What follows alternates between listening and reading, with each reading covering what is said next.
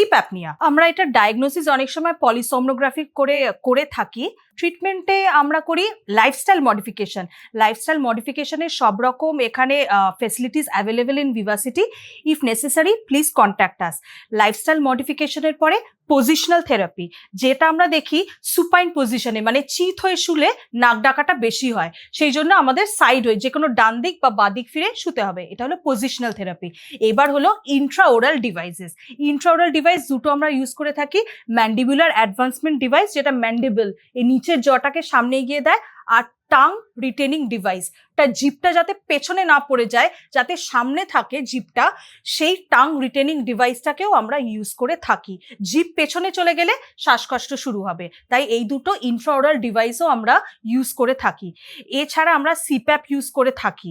কিন্তু যার main underline কজগুলো যেগুলো আছে, সেই ট্রিটমেন্টগুলো কিন্তু আগে করতে হবে।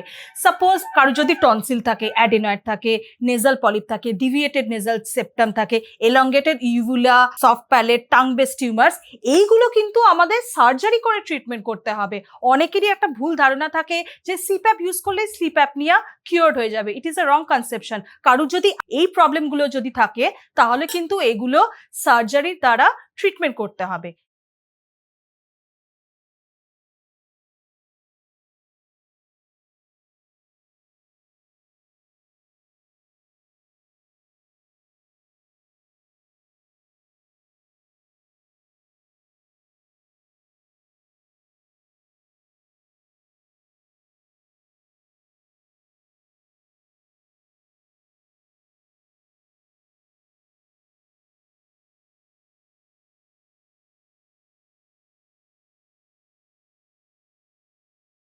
Slip apnea